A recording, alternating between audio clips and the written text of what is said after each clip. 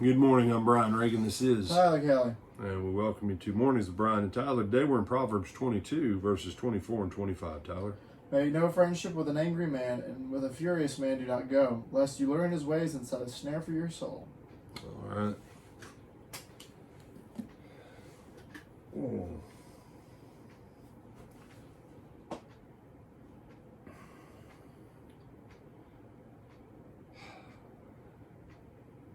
What's he talking about here?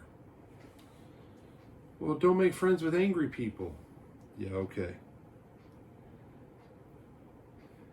There's angry people, and then there's people who are angry over stuff that you should be angry over. If you got someone who oppresses the poor and robs them, and someone else gets up and they're mad because of that, that's not what he's talking about. He's talking about the person that's angry the same way that the fool and the wicked. That's what he's talking about. The principle holds true. If you spend a lot of time with angry people, as time goes on, guess what? You're going to become angry. Here's the other side of that, though. Don't ever confuse spineless people with people that aren't angry people. All right? Yeah, don't hang out with cowards. Otherwise, you'll learn the ways of a coward and you'll start to be a coward.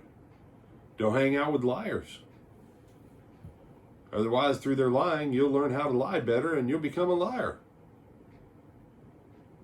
You see, the principle holds true regardless. I'm sure at various times in my life, some people have said, "Oh, you're one of the angry people, Brian." No, I'm really not.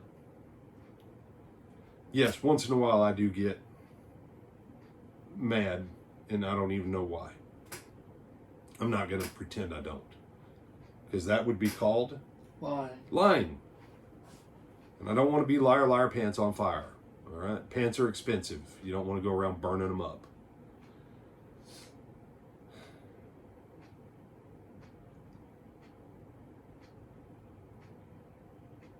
The issue here is if you continue, and it goes back to Proverbs 1. Do not lay in wait with those, do not associate or lay in wait with those who lay in wait for innocent blood. Why? Well, like it says here, you're going to be in a snare. There's some stuff you just leave alone.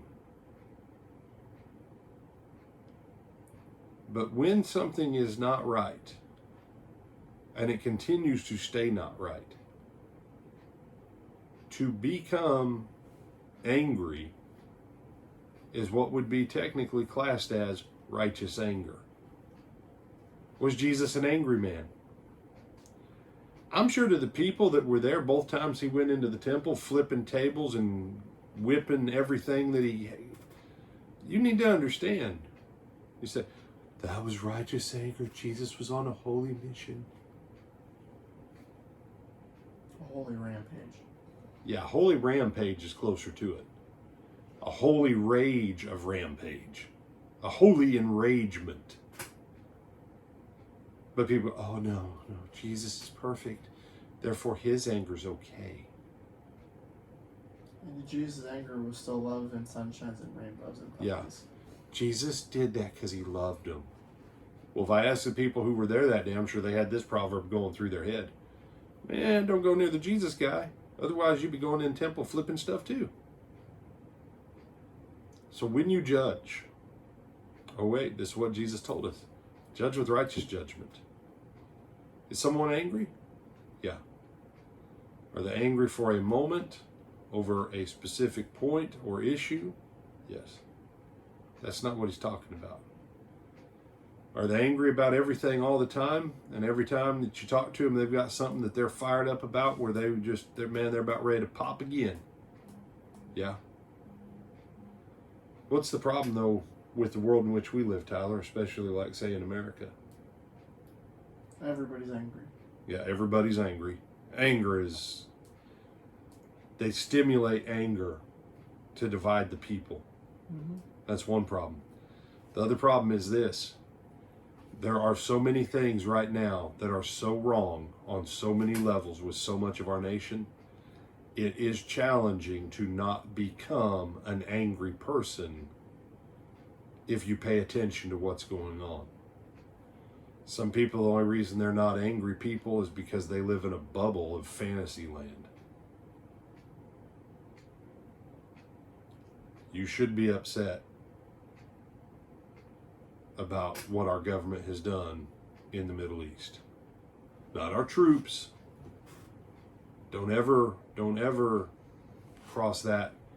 Don't ever confuse what our troops do because our government has sent them there with the wickedness of our government that did it in the first place. Soldiers are soldiers. You go where you're told to. Jesus makes that point. Paul makes that point. It's all over the scripture. The fact we're even having debates about abortion still, that should make you mad. The fact that the government is now giving people so much money that they're choosing not to work. You can't do that. There's a lot of stuff to be upset about. Just be careful that you don't cross into anger. So what am I supposed to do with it then, brother? Who is that young feller that Paul wrote 2 letters to in the New Testament? It would be Timothy, wouldn't it? That would be Timothy. I exhort first of all that intercessions be made for kings and all in authority.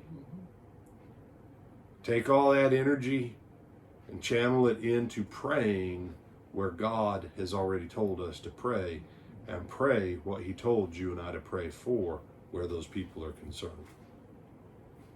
And that's how you start to turn the tide of being an angry person to having righteous anger, but channeling it appropriately. Some other thoughts? No, sir. With that, I'm Brian Reagan. This is Tyler Kelly. We bid you good morning.